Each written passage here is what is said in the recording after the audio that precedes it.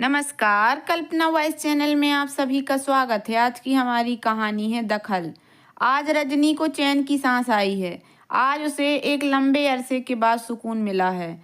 कितनी जद्दोजहद करनी पड़ी है उसे अपनी बेटी को यहाँ लाने में। उफ, 2 बरस की लंबी लड़ाई के बाद अंततः वह सफल हो ही गई। वरना साक्षी को मना लेना क्या आसान था। आज 2 बरस बाद वो चैन से सोएगी, चैन से खाएगी। एकाएक उसे भूख लगने लगी। उसे लगा जैसे एक लंबे समय के बाद आज सचमुच उसे भूख लगी है। आज वह अपनी पसंद का खाना बनवाएगी, आराम से खाएगी और फिर चैन की नींद तान कर सो जाएगी। पर साक्षी की तो भूख जैसे मर ही गई थी। सब कुछ इतना अजीब, अपरिचित और अटपटा सा लग रहा था, मानो किसी पराये के घर आ गए हो। वह कोई भी तो चीज परिचित नहीं लग रही थी। लगती भी कैसे। आंखें बार बार भीग जाती थी। माँ को इसका आभास ना हो इसलिए आंसुओं को उसने टपकने नहीं दिया, कोरों पर ही पोंछ डाला और अपने कमरे में चली आई। अनु की आवाज भी उसे अच्छी नहीं लग रही थी, इसलिए बबली को उसे थमा एकांत में अपने पलंग पर लेट गई। वह सोच रही थी कितनी बेबस और निरीह हो गई थी वो। माँ की दलीलों के सामने कुछ भी तो नहीं कह पाई, बस मतती रही अपने आप को। पर हासिल क्या हुआ।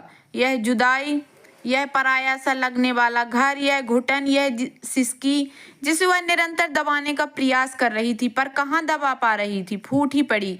आंखों से धारा बन आंसू बह चले, अविरल अविराम। तभी माँ का स्वर सुनाई दिया, साक्षी खाना खा लो। नहीं, उसका मन नहीं कर रहा है खाने को, वो रोना चाहती है अपनी बेबसी पर। तभी माँ के हाथ का स्पर्श महसूस किया उसने। अपने सिर पर उन्हीं के स्वर थे, भूल जाओ उसे। ऐसे पति के साथ रहने से तो अकेला रहना ज्यादा अच्छा। उसके लिए आंसू बहाने का कोई अर्थ नहीं। चल उठ, कुछ खा ले। भारी मन से वह माँ के पीछे चल दी। जैसे तैसे माँ के सामने कुछ निवाले मुंह में डाले और गले के नीचे उतार सोने के बहाने फिर अपने कमरे में आ गई। पर नींद कहाँ आने वाली थी उसे। वो तो जैसे कोसों दूर चली गई थी। आंखें तो शुभम को ढूंढ रही थीं। अंधेरे में उसकी मजबूत बाहों का संबल चाह रही थी वो। उसके सीने पर सिर रखकर अपने को हल्का करना चाह रही थी, पर चाहा हुआ कुछ भी तो नहीं बीत रहा था उसके साथ। हर काम उसकी इच्छा के विरुद्ध विपरीत दिशा में होता सा प्रतीत हुआ। तुमने ऐसा क्यों किया माँ। वो बुदबुदाई। माँ तो बच्चों का भला ही चाहेगी, बुरा कैसे चाह सकती है। फिर क्या मुझसे ही शुभम को समझने में गलती हुई है। माँ जो देख रही है वो मैं क्या क्यों नहीं देख पा रही हूँ। माँ जो समझा रही है मेरे गले क्यों नहीं उतरता। मैं क्यों उन गलतियों को नहीं देख पा रही हूँ जो माँ शुभम में देख रही हैं। शुभम से मैंने प्यार किया है माँ। अगर उन भूलों को भी नजरअंदाज कर दूं तो क्या बुरा है। अगर उन भूलों को अनदेखा कर मेरा परिवार, मेरी गृहस्थी अच्छी तरह चल रही है तो मुझे उन्हें भूल जाना चाहिए। और फिर क्या मैं पूर्ण हूँ। मुझ में क्या कोई कमी नहीं है। मेरी हर बात शुभम को पसंद हो यह जरूरी तो नहीं। कुछ मेरी बातें उन्हें भी नापसंद होंगी, पर उन्होंने तो कोई शिकायत नहीं की। क्या इतनी सी बातों के लिए तलाक ले लिया जाता है। यह सब बातें वह माँ से अलग अलग समय पर कई बार कह चुकी थी। ऐसा नहीं है कि माँ को मनाने का, समझाने की उसने कोशिश नहीं की, पर माँ की दलीलों के आगे वह अनुत्तर होकर रह गई। वह शुरू से ही माँ के नियंत्रण और सानिध्य में रही है। माँ के सामने वह बचपन में ही नहीं बोल पाती थी, तब भी नहीं जब वो पिताजी से अलग हुई थी। हालांकि वह जानती थी कि गलती माँ की थी। माँ शुरू से ही काफी डोमिनेटिंग थी। पिताजी अक्सर चुप ही रहा करते थे। घर में हर काम माँ की इच्छा से होता था। घर की साज सजावट, मेहमानों का आना, खाना पीना, बाग बगीचा, हर चीज ने माँ की पसंद स्पष्ट झलकती थी। घर में किसी का और दखल उन्हें गवारा नहीं था, अपने बच्चों का भी नहीं। उनकी पसंद नापसंद का माँ ने कभी सम्मान नहीं किया। जब कभी साक्षी अथवा संजय ने कुछ कहना चाहा तो स्पष्ट तौर पर उन्हें यह जता दिया कि यह घर उनकी माँ का है, यहाँ उन्हीं की इच्छा का स्थान है। अपनी इच्छा को वो अपने घर में पूरा कर सकते हैं, पर माँ ने उसे अपने घर में भी अपनी इच्छा अनुसार कहाँ रहने दिया। उनका दखल लगातार उसके घर में सेंध लगाता रहा और अंततः उसकी दीवारें चरमरा कर गिर पड़ी। वो लगातार टुकड़े होते हुए घर को समेटने में चेष्टा करती रही, पर माँ के सामने पता नहीं क्यों वो बेबस हो जाती। एक टुकड़ा उठाती तो दूसरा हाथ से फिसल जाता। और आज नौबत ये आ गई कि उसके दोनों हाथ खाली हो गए। ऐसी जिंदगी तो नहीं चाही थी उसने। वह अपने आप से बोली, शुभम हमने तो इतने अच्छे अच्छे सपने देखे थे जिंदगी के, जहाँ न दुख था न निराशा, बस के घूमते धूल के आंगन में बहार थी। तुम्हारी बाहों का संबल था, मेरी कोमलता थी, वाणी का माधुर था और तुम्हारा सास। कहाँ कहाँ बिखर गए वो सारे सपने, क्यों छितरा गए सब कागज के टुकड़ों की भांति। मेरी वो आकांक्षाएं इतनी हल्की तो नहीं फिर, और ना ही आधारहीन। फिर ये क्या हो गया, कैसे खुल गया मुझसे बंद कर रहने वाला तुम्हारा अनुबंध। सब बह गया तुम्हारी शराब के साथ, सब कुछ बिखर गया तुम्हारे नशे के साथ। तुम्हें क्या हो गया शुभम, मैं अकेली नहीं रह पाऊंगी तुम्हारे बिना। मैं जीने की कल्पना भी नहीं कर सकती। वो बुदबुदा रही थी, तुम्हें अकेले जीने की आदत डालनी ही होगी। क्या दिया है उसने तुम्हें, निचोड़ कर रख दिया है मेरी फूल सी बेटी को। मैं उसे कभी माफ नहीं करूंगी और तुम्हें भी उस नरक में कभी नहीं लौटने दूंगी। क्या कमी है तुम में, पढ़ी लिखी हो अपनी और अपनी बेटी की परवरिश कर सकती हो। यहाँ रहकर उसे अच्छे संस्कार दो, सिर उठाकर जीने के योग्य बनाओ। उस माहौल में ये क्या सीख पाएगी अपने लिए, ना सही अपनी बेटी के लिए तो सोचो। धम से बैठ गई वह, विचार करने के लिए बाध्य हो गई। एक बारगी अपनी भावनाओं के बहाव को, विवश को हो रोकना पड़ा उसे। हकीकत इतनी सरल सहज या फिर सपनों की कोमल और खूबसूरत नहीं होती है, समझ आ रहा था उसे। आहिस्ता आहिस्ता वह अपने आप को संभालने लगी। उसकी जिंदगी की गाड़ी पटरी पर आने लगी। अनु को भी उसने मना ही लिया था कि पापा अब उसके साथ नहीं रहेंगे। और फिर इतने दिनों में शुभम ने भी कौन सी सुध ली थी उसकी। माँ फिर अपने क्लब और सोसाइटी के कामों में व्यस्त हो गई। जिंदगी फिर एक धरे पर चल निकली। सोते सोते साक्षी चौंक कर उठ गई।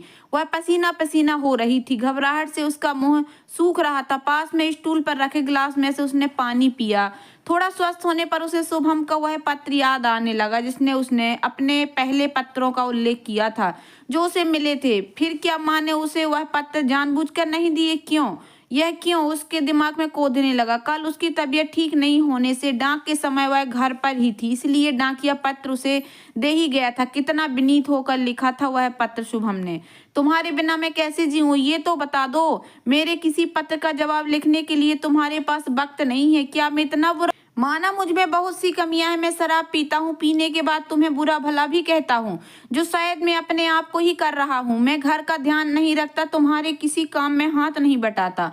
मैं टिक कर नौकरी नहीं कर पाता, तुम्हारी नौकरी पर बड़े बड़े शौक पालता हूँ। मेरे दोस्त तुम्हें पसंद नहीं है, फिर भी मैं तो तुम्हारा ही ना, और क्या तुम मेरी ही नहीं हो। अच्छा बताओ, यदि तुम्हारे जिस्म का कोई हिस्सा खराब हो जाएगा तो क्या तुम उसे निकाल कर फेंक दोगी, नहीं ना।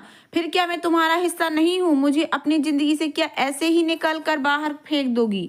मैं लाइलाज तो नहीं, पर मेरा इलाज तो तुम ही हो, तुम ही करोगी भी। तुम्हारे बिना मेरी हालत और बदतर हो गई है। मैं कमरे से बाहर नहीं निकल पाता, खाना नहीं खा पाता, सेव करने का भी मन नहीं करता। क्या क्या बताऊं, क्या एक बार भी संभालने नहीं आओगी मुझे, डांट नहीं लगाओगी कि मैंने अपना क्या हाल बना रखा है, कि मेरी ये झाड़ झंकाड़ हुई दाढ़ी तुम्हें जरा सी अच्छी नहीं लगती, और अगर मैंने स्वयं नहीं बनाई तो तुम सोते समय मेरी सारी दाढ़ी काट डालोगी।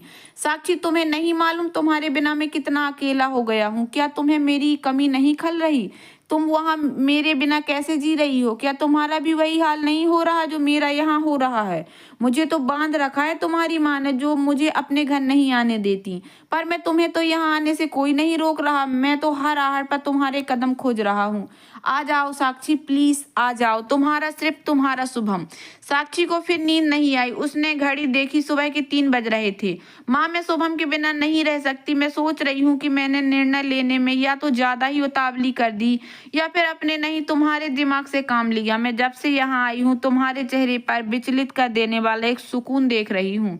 तुम कभी पापा से भी नहीं निभा पाई और उनका दंड भी हमने भोगा। तुम्हारी जिद के आगे हमारा पापा से संपर्क तक टूट गया, जिसकी कमी मैं आज तक अपने जीवन में महसूस कर रहा हूँ। मैं अनु को वही दंड नहीं भोगने देना चाहती। वो जैसे भी हैं उसके पिता हैं, अनु से बढ़कर उनके लिए कोई और तो नहीं हो सकता। तुम्हारी भैया भाभी से भी कभी नहीं बनी। तुम्हारे खोखले अहम के कारण वो भी तुम्हें छोड़कर मनाली में बस गए।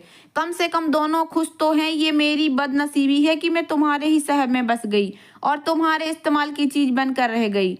तुम ही मेरी जरूरत है। तुम्हारा बुढ़ापा मुझे चाह रहा है। मेरी सेवा और नौकरी दोनों की आवश्यकता है तुम्हें। तुम अपने आप से इतनी बंधी हुई हो माँ कि अपनी स्वार्थ सिद्धि के लिए तुमने अपनी ही बेटी का घर उजाड़ दिया। पर मैं अपनी इस गलती को सुधारूंगी। सुबह का भूला अगर शाम को घर आ जाए तो वह भूला नहीं कहलाता। तलाक के बाद हम दोनों के साथ रहने को तुम जो चाहो नाम दो। हम पति पत्नी थे, हम पति पत्नी ही रहेंगे। एक बात और, मैं तुम्हारी आवश्यकता से मुकर कर नहीं रही, पर मुझे तुम्हारा स्वार्थी होना खला। मैं उन्हें छोड़कर, अपना घर तोड़कर तुम्हारी आवश्यकता पूरी करूं, यह मेरे सामर्थ्य में नहीं है। पर अगर तुम मेरे पास आकर रहोगी तो यकीन मानो अपने कर्तव्य से पीछे नहीं हटूंगी। साक्षी ने पत्र मेज पर रखा। घड़ी में 4 बज रहे थे। उसने अनु को गोदी में लिया और घर से बाहर निकल गई। तो दोस्तों, कैसी लगी आप लोगों को मेरी ये छोटी सी कहानी? अगर कहानी पसंद आई हो तो प्लीज़ मेरे वीडियो को लाइक कर देना। चैनल पर नए आए हों तो प्लीज़ सब्सक्राइब कर लेना और ज़्यादा से ज़्यादा शेयर करना। धन्यवाद दोस्तों।